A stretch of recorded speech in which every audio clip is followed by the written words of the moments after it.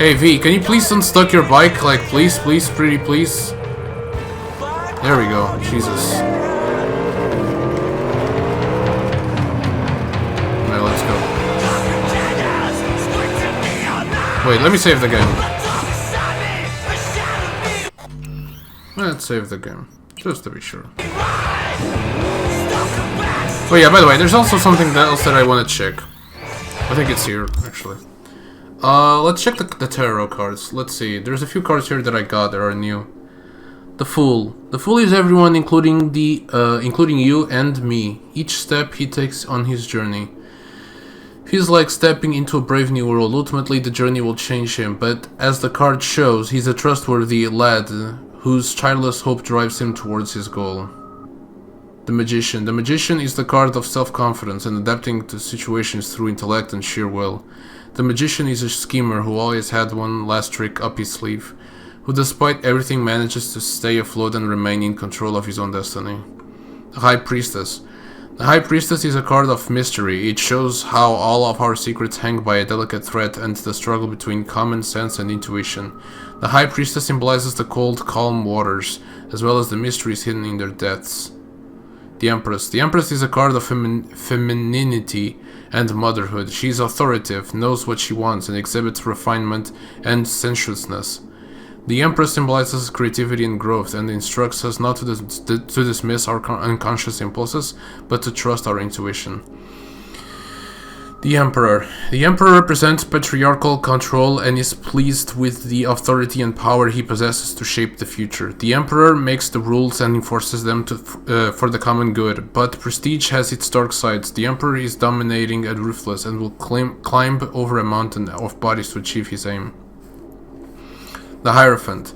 The Hierophant symbolizes a respect for tradition. It represents one who tries to maintain and establish order.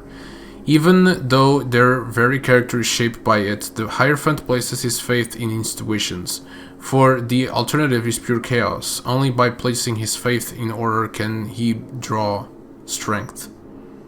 The Lovers. The Lovers is the card of dichotomies. It points to the contradictions that clash within each of us, and of the challenge of striking of balance between extremes. The Lovers is also a card of dilemmas, like the Fool who stands at the crossroads unable to make his choice. The Chariot. The Chariot is always charging ahead despite being pulled by its steeds in opposite directions. The rider who steers it constantly reigns in the light and dark sides of the soul with the help of reason. To ride in the Chariot is to experience highs and lows, ups and downs. Strength. Strength is a card of resilience. It is associated with determination, bravery, and internal struggle.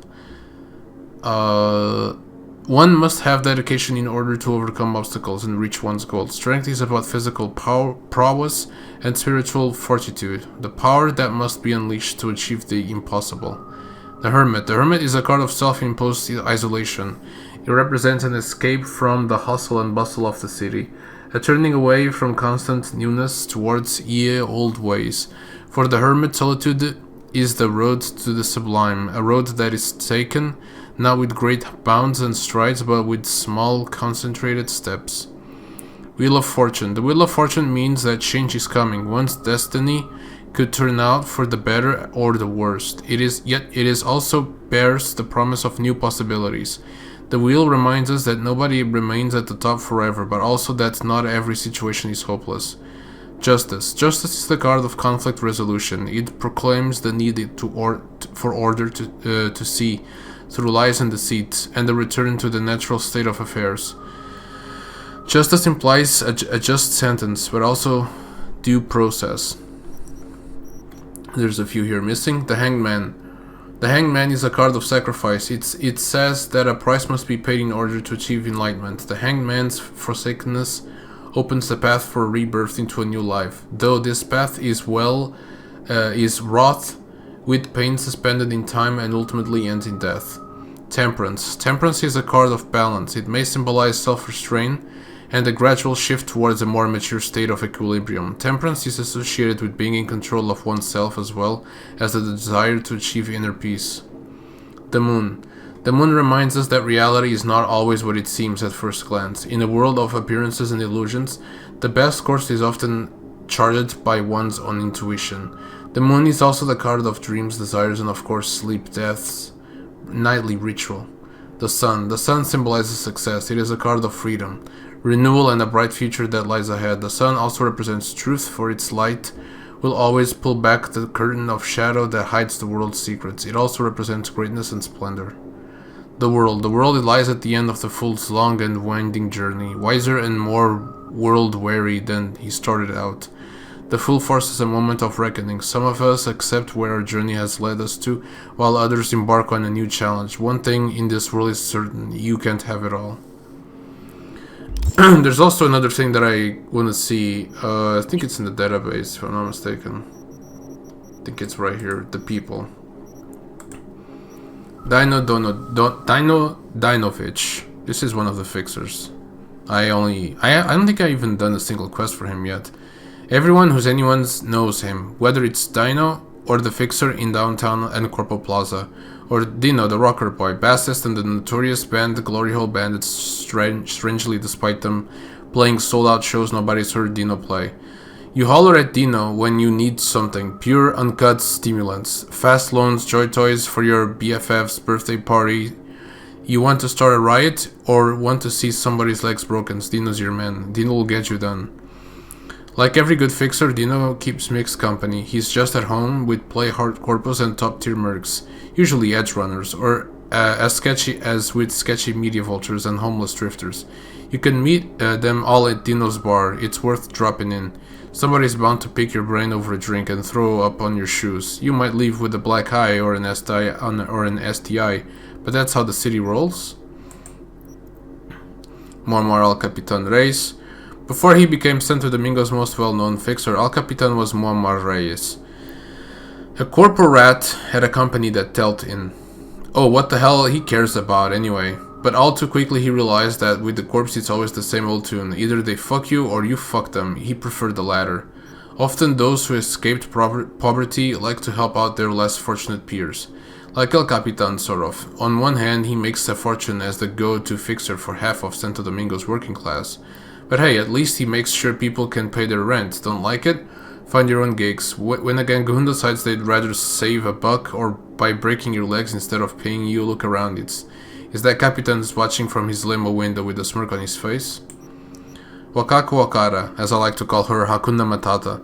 If you're looking for a decent playing gigs in Westbrook, go to the Pachinko Parlor on Jig Street.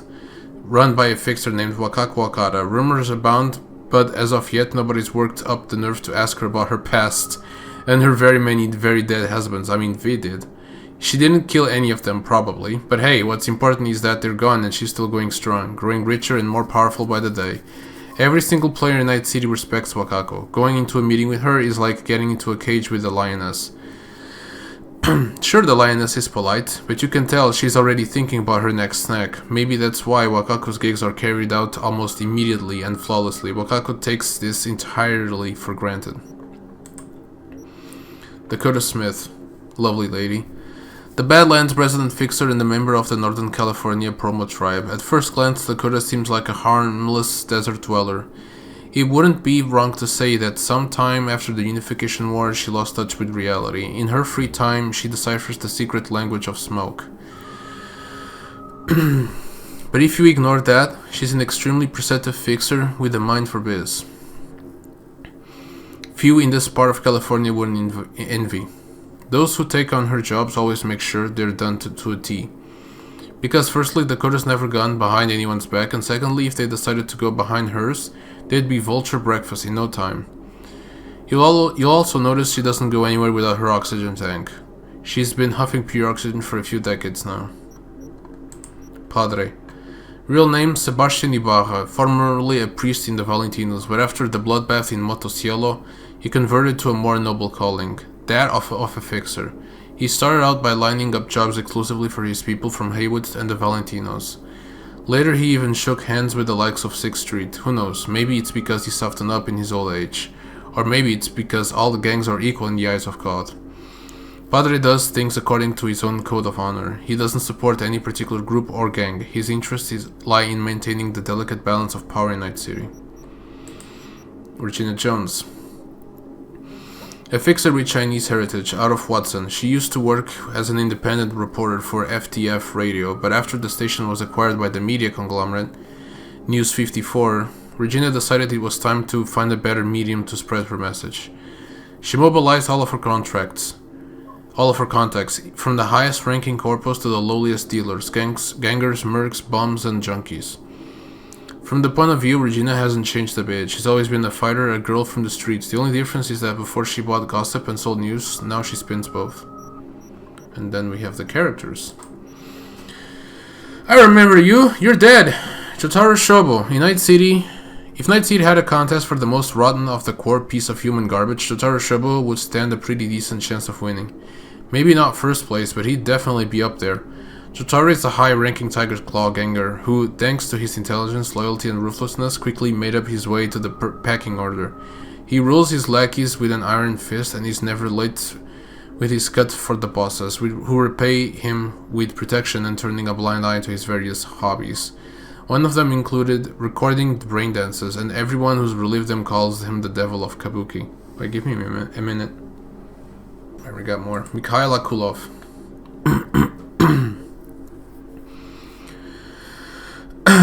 Officially, the Soviet fixer is on a diplomatic business trip to Night City, but most take that explanation with a heap of salt. Unofficially, one rumor has it that Akulov has been seduced by Night City's capitalist libertine charms.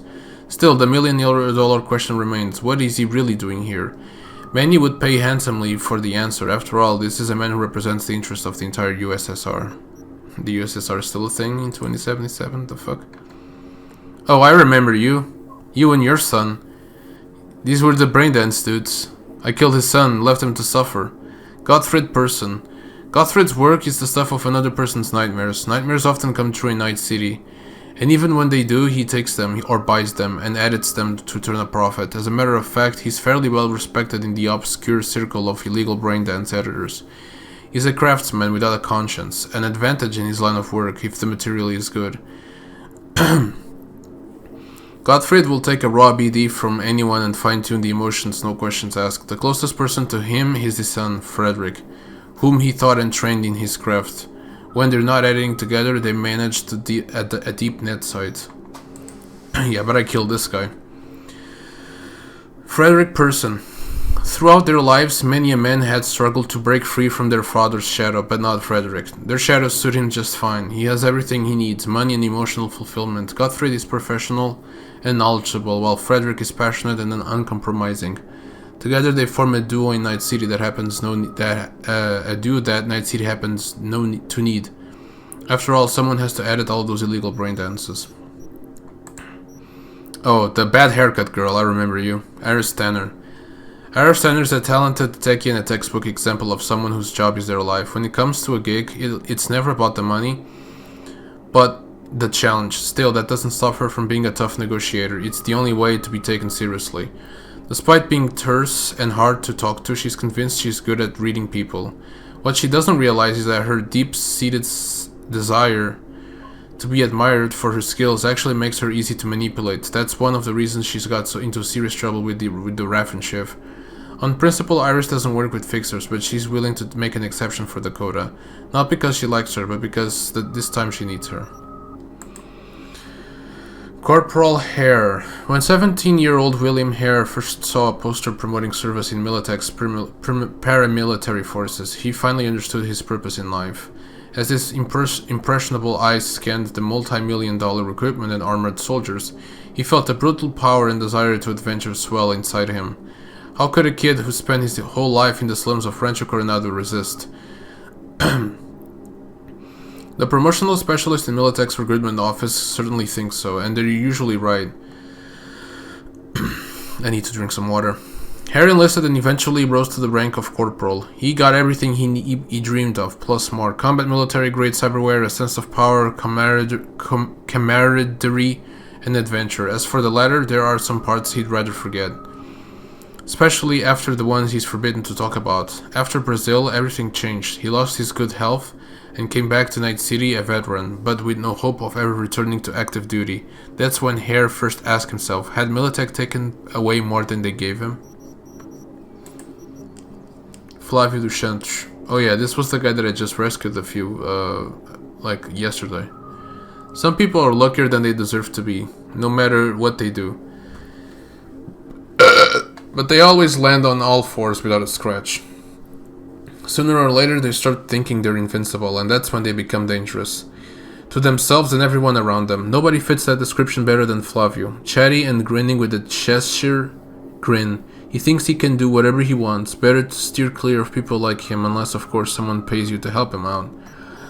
Before I continue, I'm actually gonna drink some water, BRB. Here. Story characters. Jackie Wells. A proud son of Haywood and an even prouder son of Mama Wells. Jackie's stubborn when he wants something. He won't stop or shut up about it until he gets his hands on it. Jackie always wanted a lot in life, maybe too much. As a teenager, he joined the Valentinos gang, but realizing how much he was capable of, he quit. For years, he hustled through the unforgiving world of merc work, because you need more than a go-getter attitude to sit at the big boy's table. You need street cred. Jackie's life goal has always been to become a legend at the afterlife and make a heaps of eddies along the way. Vic Vector. If you want decent chrome, you go to Vic's, while other places might look like spaceship interiors across the Zen rooms. His Reproduct clinic is no nonsense and doesn't bombard customers with corporate logos. If you're nice, he might even give you a beer with your anesthesia before he starts cutting. Victor Vector is actually one of the living legends of Night City, a fact he's been trying to get people to forget for years. He's a man of principle, an old-school tough guy from the streets from whom honor and morals were forged in the Night City's Devil's Boxing Club. Misty. While Victor is a healer of bullet and blade wounds, Misty is a member of Broken Spirits. Misty is esoteric. A small shop in front of a Reproduct clinic is stocked with an assortment of aura-cleansing incense sticks, yarrow stems, Tibetan Book of the Dead, shards and pendants for good luck. Though Misty gets more customers than Victor, the smart and sensitive woman somehow always finds the time to help her friend in difficult moments, at times almost taking on the role as a full-fledged nurse. That's cool. Dexter Deshawn. Dexter never shot hoops, jumped roofs, or pulled the trigger. Likewise, he never felt the need to plant his fat ass in a netrunner's chair or splice cables in the sooty garage. Wait, never pulled the trigger? Yeah, that's right. Dexter never popped lead in his entire life. People, that's what Dex was good at. Dex is one of the biggest fixers in Night City. He's a pretty big deal, both literally and figuratively. Word on the street is that there were complications from his last job, but that's just the nature of biz, ain't it? Besides, when someone like Dexter Deshawn had a gig for you, you don't ask questions, you just shake on it. So he never shot anyone until he shot V. Interesting. So V was his first quote-unquote victim. But he failed at even killing her, so... that sucks for him. Evelyn Parker. Evelyn's a beautiful enigma. At first glance, she's nothing but riddles and contradictions. While Evelyn looks like a high-ranking corporal, she arranges a meeting in some street gang dive bar. She seems to be a rich, worldly woman, but she rounds up a ragtag bunch of rookie mercs to swipe something for her.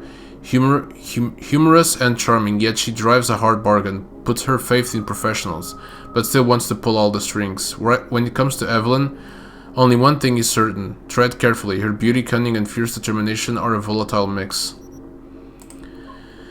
Judy Alvarez, one of Braindance's most gifted editors and a skilled techie. If she wanted to, she could get hired at any corporate entertainment studio and make bank, but Judy values her independence too much to sell out. She rejects every offer that comes her way. Her anarchist spirit drew her to the mocks, in the hope that they could improve the lives of people in Night City. Her biggest flaw is that she can't keep her mouth shut in the face of injustice. That's true. Something that always gave her trouble. For some, though, it's her greatest virtue. Yorinobu Arasaka. The son of Saburo Arasaka, leader of the world's biggest arms manufacturing corporation. Ever since his young, rebellious years, there's been a lot of friction between Yorinobu and his father. Though as to why, that's anyone's guess. Known for his difficult personality and controversial opinions, he doesn't fulfill any important role in Arasaka. Despite his urgent calls for change in the corporation, Yorinobu doesn't really take the helm. Being a billionaire is currently much more fun.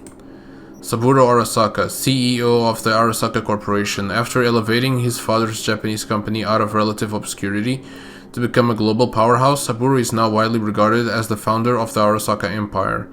This former Japanese Imperial Navy pilot transformed into the ruthless businessman who now stands at the helm of the world's largest arms manufacturer.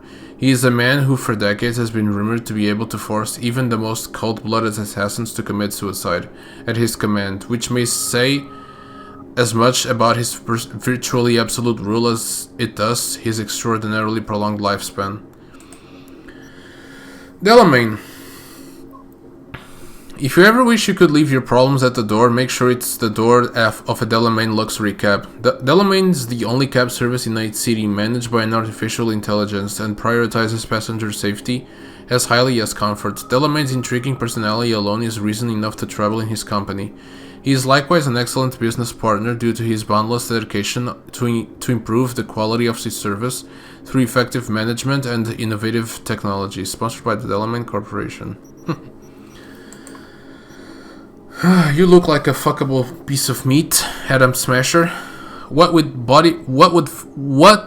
a full body conversion, not much is left with Adam Smasher, the man. Well, his humanity was always questionable. Smasher's in charge of taking out Arasaka's dirty laundry, but he likes to do things his own way. Way back in 2023, next year, he killed Johnny Silverhand during the attack on Arasaka Tower, after which Silverhand's personality was digitized by the Soul Killer program.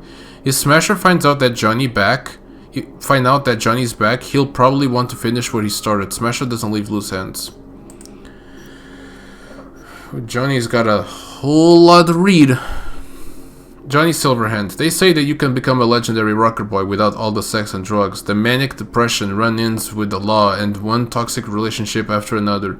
But Johnny Silverhand's old school. Frontman for samurai, charismatic, visionary, rebel with a cause, sworn enemy of corporations but especially Arasaka, and the mind behind the cult singles chipping in and never fade away. Currently residing in V's brain as a digitized tenant. Silverhand met his demise during the attack on Arasaka Tower, after getting shot by Adam Smasher and subsequently flatlined by Soul Killer. But some rocker boys never really die. Point in case, Silverhand's personality construct was kept in Arasaka's labs for decades, before it landed on a prototype biochip called the Relic, which following the series of unexpected events ended up in V's brain. If you think spending eternity in cyberspace prison is worse than sharing your headspace with a complete stranger, you're dead wrong. For an egomaniac or a narcissist like Johnny, it's a living hell. Go to Takemura. The only bodyguard of Saburo Arasaka, who truly done fucked up while obeying orders, he was unable to prevent the death of his master at the hands of Saburo's son, Yorinobu. After the relic was stolen, Takemura went after the thieves, eventually leading him to a landfill where he zeroed Dexter Deshawn and saved V, the sole living witness to Yorinobu's crime, in his mission to find the truth. Takemura became Arasaka's most wanted fugitive, pursued by every agent in Night City. The ex-bodyguard is driven by a desire for vengeance, and won't rest until he brings Saburo's murderer to justice, even if it means working with a petty thief like V. Kerry Aerodyne, I just met him. A devilish talented musician, incorrigible rebel, celebrity and rocker boy from Night City. People say different things about Kerry, but there is no doubt he's America's god of rock. In the old days, he strummed next to Johnny Silverhand in the cult rock band Samurai. When the two drifted apart, Aerodyne kickstarted a solo career, which in spite of its ups and downs, it's still going strong. Kerry's proud of his Filipino roots. Oh, he's Filipino, interesting. Though for someone of his fame, he's especially private about his personal life. For all its numerous flaws, he's made Night City his most faithful muse. Rogue. In her younger years, she was a professional merc. Today, she's the Queen of Fixers, one of the last legends of Night City who's more than just handed down stories. Unlike her friends from the good old days, read Johnny Silverhand, Rogue does more than get by. She runs the afterlife and by definition almost the entire Night City merc network. Every serious job needs her thumbs up, and V's mission to find Eleanor's Hellman is very serious indeed. Panem Palmer. Panem is a nomad, although maybe ex-nomad, rings truer these days. She locked horns with the family's leader, Saul, left all the Caldo Nation and moved to Night City to try her luck as a merc. Pan Am's life is at a crossroads, and on one hand, she knows her life needs a change. It's now or never. On the other hand, burning bridges with the Nomad family with all her friends might have been a bit drastic. On top of that, Night City doesn't take too kindly to Nomads who have patience for people like Pan Am who are internally conflicted and dream of a brighter future. Anders Hellman. Anders Hellman is Arasaka's leading bioengineer, an expert in neural networks with a number of groundbreaking patents under his belt, and one of Megacorporation's pillars as director of the Relic project. Using Soulkiller's source code, Hellman created a piece of tech capable of communicating with personality constructs. He has a pretty high opinion on himself. He believes he's irreplaceable and too valuable for Arasaka to simply ever let him go. Saul Bright, head of the Aldecalda family that also counts Pan Am among its members. After becoming a leader, he broke away from the clan's tradition of smuggling and tried to establish corporate connections which didn't exactly go down well with the camp. The truth is, Saul became leader at a very difficult time when any strategy slip could tear the entire family apart. He's always tried to do the right thing and never denied the responsibility for his own choices. Uncompromising, stubborn, bold, and principled, he commands a kind and reluctant respect that's usually reserved for the most righteous and thus unbearable. Alt Cunningham. Alt Cunningham, the best netrunner in Night City, the most powerful entity on either side of the Black Wall, and the only person who can put Johnny Silverhand in his place. Fun fact, Soulkiller was created by Alt before Arasaka stole it for nefarious purposes, forcing Alt to escape into cyberspace. Existing beyond the Black Wall has severely altered Alt's consciousness, making her more rogue AI than human. The last weak link to her past life is Johnny. He and V are the ones who used the Voodoo Boys to lure Alt from out past the Black Wall. Maman Brigitte, an alarmingly skilled netrunner and leader of the Voodoo Boys, the gang that rules over Pacifica's Haitian community. Maman Brigitte hired Evelyn to steal the relic, so chances are she'd know enough about how to safely rip it out of V's head. Thing is, Brigitte has her own plans for the biochip. Brigitte's not the kind of leader and to stand around and wait for her orders to be carried out. She takes on the riskiest jobs and is always ready to put her neck on the line for her people. The Voodoo Boys trust her, everyone else ought to keep their distance. Hanako Arasaka, daughter of Saburo Arasaka, one of the most enigmatic figures in the Arasaka Corporation. Her past is shrouded in secrecy and closely guarded by a team of lawyers, prepared to torpedo any journalistic inquiry into her life. Talking a lot, so I need to take deep breaths.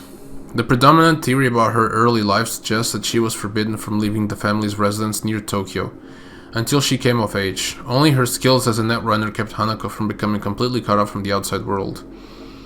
Many also believe that she helped her brother Yorinobu return to the family fold after his infamous rebellion came to a fruitless halt. Although Hanako has never held any official position within the company, the buzz around her involvement in behind-the-scenes corporate scheming continues to grow.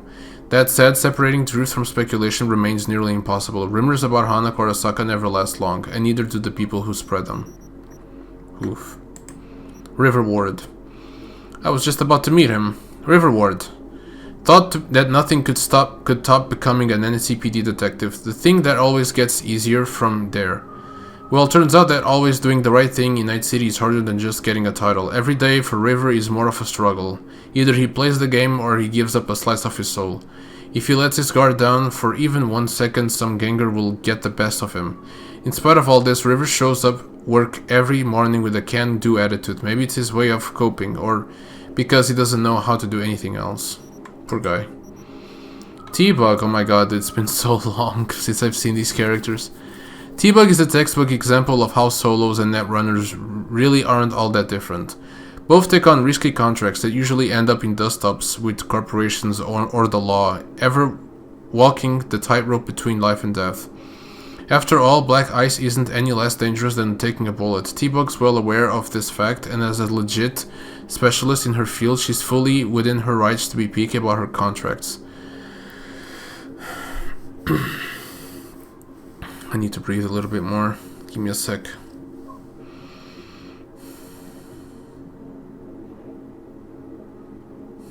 Unlike more reckless netrunners, T-Bug intends to sail into retirement age, preferably with enough eddies to leave this goddamn city behind for good. Royce. Royce isn't the kind of guy you'd forget, and not just because his fashion sense includes a set of red-hot LED optics straight from hell, no. What stays burned in your memory is his manic, obsessive, erratic, paranoid, tweaked behavior. As a leader, he's always been polarizing. Either his goons love him or they hate him. But if Royce truly is mad, he might just be the most brilliant, methodical madman in the city. He's been running Maelstrom's affairs with surprising success probably because the only way to stay alive is to do business with him. Lucius Rhine, Mayor of Night City, considered by many to be the right man for his time and place, and many others as the city's biggest crook. During the Unification War, when NUSA forces tried to take the city and annex it to the Union, Rhine led the city's valiant defense. Under his leadership, Militech's tanks were repelled, and the Night City became fully independent. Despite continuous accusations that Rhine is greasing his palms with corporate money, for many he remains a symbol of Night City's freedom. That's kinda cool. Mitch Henderson. Mitch is a member of the Bright family of group of nomads in the Aldecaldos nation. During the Unification War, along with a number of other Aldecaldos, Mitch fought on the side of the Free States with the Panzer Boys, a division of elite combat, AVs, and armored vehicles. After coming back from the front, Mitch helped the Aldecaldos with their smuggling operation. A much better fit for him than fighting on the battlefield. He's good friends with Panem and is one of the most respected members of the family. Loyal to his friends, uncompromising with everyone else. I'll read V's for last. Oswald Woodman Forrest, aka the Rapist.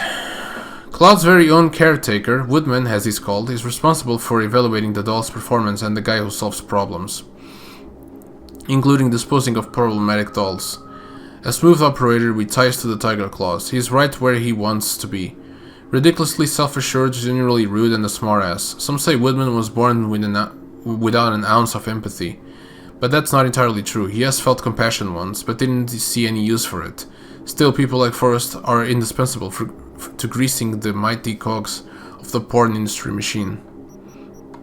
Placide. This piece of shit. Placide, one of the top brass in the Voodoo Boys, a secretive and elusive gang of net runners in Pacifica. The Voodoo Boys normally don't want anything to do with people from the city, but Mr. Hands managed to arrange a meeting for V with Placide. He's not much of a talker and despises helping outsiders, but if he can use him to get access to Maman Brigitte, the chefin of the Voodoo Boys, she'll get one step closer to solving her relic problem. Ora, rest in peace, scum.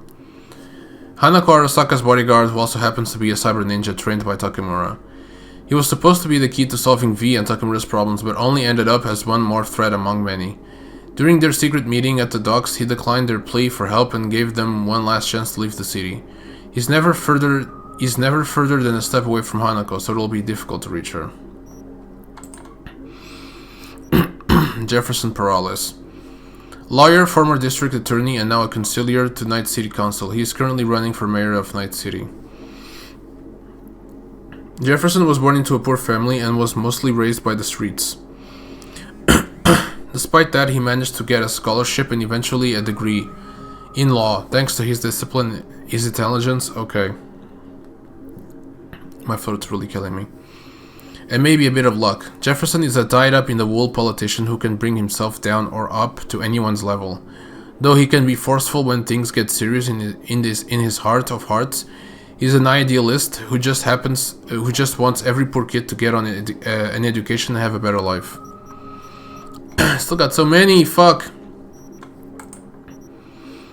Elizabeth Perales. The other half of Perales' dynamic duo. Elizabeth got her law degree at the Asukaga Law School at Berkeley University, where she met Jefferson. She practiced law for a few years before she quit to support her husband's campaign for mayor of Night City full-time. Elizabeth is remarkably poised, self-possessed, and emotionally restrained. Her natural home is her courtroom. In spite of that, she comes across as genuine and sincere. She's uniquely capable of juggling her husband's idealism and the harsh reality of Night City, which is probably how she survived in politics. Elizabeth and Jefferson also have a grown-up daughter, Choshi. I'm gonna get something to drink again, man. I'm dying.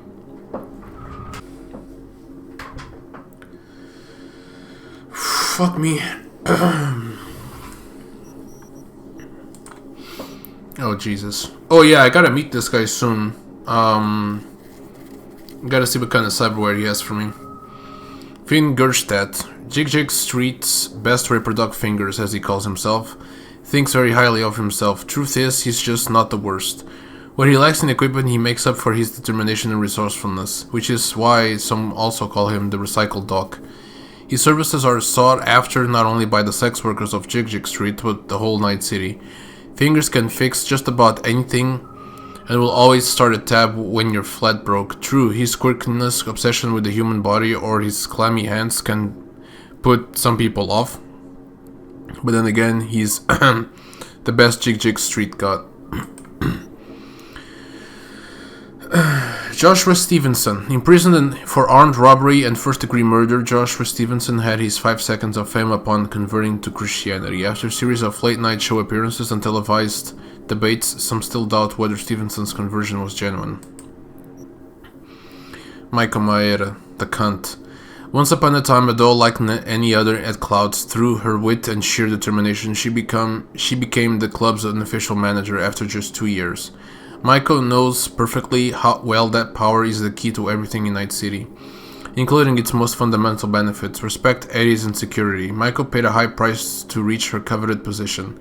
She treats those who don't try to improve their conditions with contempt, but at the same time she sieves to anyone who reached success easier than her. Mama Wells. Guadalupe Alejandra Wells, but everyone calls her Mama. It's almost taken for granted that whoever walks through her front door can count on being listened to, as well as sitting down to a delicious meal. And like every mother, she would give up anything, even her life, to protect her children. An important figure in Haywood, even the toughest Valentinos nod in respect when she passes. Padre even once said that not only does Mama Wells have a good heart, but she's tougher than any ganger in the district. Claire Russell. Every regular at the Afterlife knows Claire, the bartender, who knows their favorite drink by heart, what they drank last time, and even what their friends ordered. Likewise, most known by a few facts about Claire too. She's a trans woman. So I heard. Who hasn't installed a single piece of cyberware in her body. She quit her job as a Militech engineer, and she's responsible for immortalizing Night City's legends by naming drinks after them on the bar menu, posthumously, of course. What not all Afterlife clients know, however, is that Claire owns her own auto shop where she can be found spending hours under the hoods of broken down cars and Beast, the rig she takes out on less than legal street races. So this is Weldon Holt. Weldon Holt, Lucius Ryan's successor and current mayor of Night City. He's a seasonal political player who had been eyeing the mayoral position for years, before it was abruptly handed down to him after Ryan's tragic death. Holt knows exactly which strings to pull in the city and which ones to leave to the corpse. Like his predecessor, Weldon Holt not only signs deals with corporate execs, but doesn't mind tossing in a few favors. Generous tax breaks, anyone? Sure, it gets him a lot of political flack, but he's convinced that it's just the way it's done in Night City. Oh, this is the creepy fucker who kidnapped those kids. Anthony Harris. Anthony Harris is a man in his 40s, average Night citizen. No criminal record. Then a routine vehicle inspection revealed him to be a dangerous serial kidnapper. Not only was a dying teenager pumped full of hormones and anabolic steroids found in his trunk, but also the possessions of genetic material of several other missing boys. The media dubbed him Peter Pan. Unfortunately for the authorities and victims' families, Harris was shot in the head while in detention. He slipped into a coma, which prevented the NCPD from interrogating him to learn the location of the missing teenagers, including Randy River Ward's nephew. Now let me read V. I can't see her face. Interesting. It's kind of funny because my character does have sort of like this hairstyle. V. Street Kid. They say if you want to understand the streets, you gotta live them. Gangs, fixers, dolls, small-time pushers. You were raised by them all. Down there, Down here, the law of the jungle dictates the weak serve the strong. The only law in Night City is you have yet to break.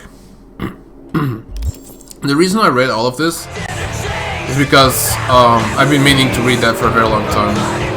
Let me drink a little bit more water.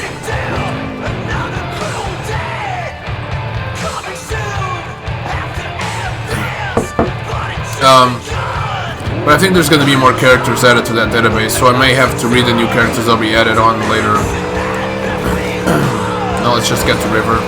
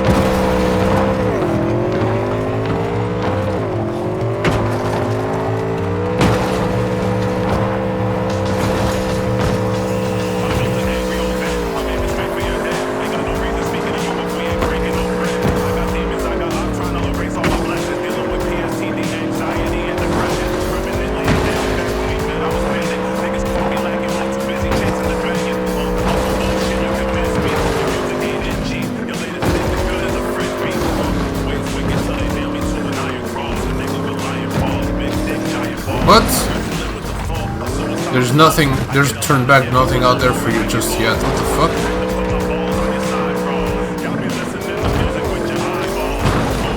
Let me go.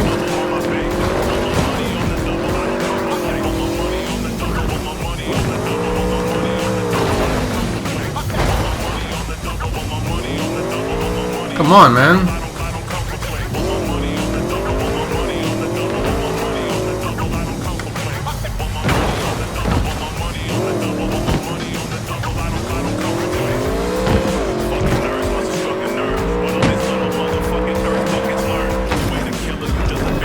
Oh, come on, dude.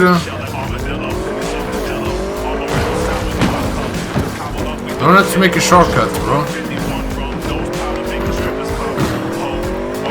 He won't let me.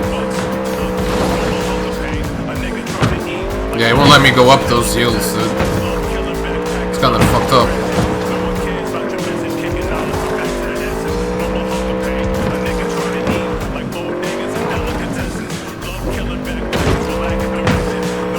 Let me go.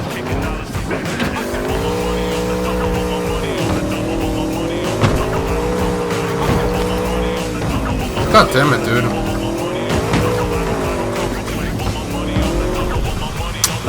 Motherfucker.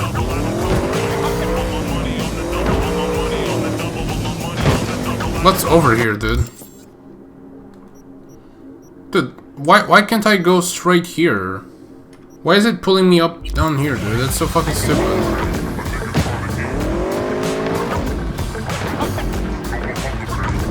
I bet there's nothing up there.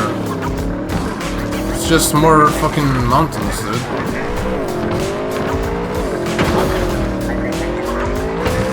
Come on.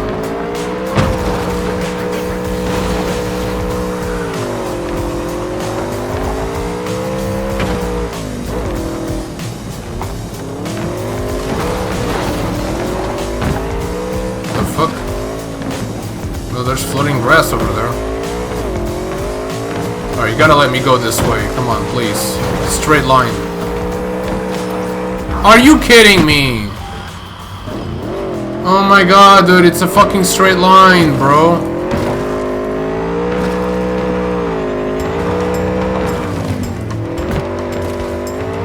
It's so stupid, man.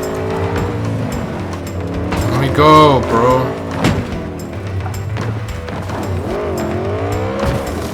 Watch, it's not gonna let me go through there. Watch. And try to go up here, it's not gonna let me.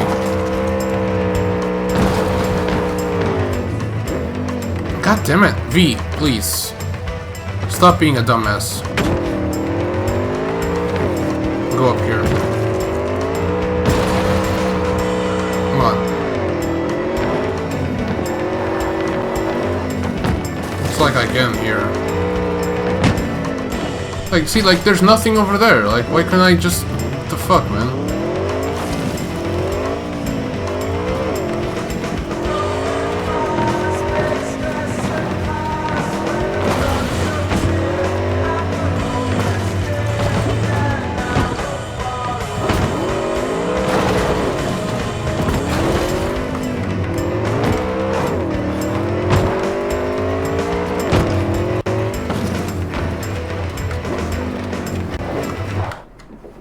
What the fuck? It pushed me out of the bike, bro.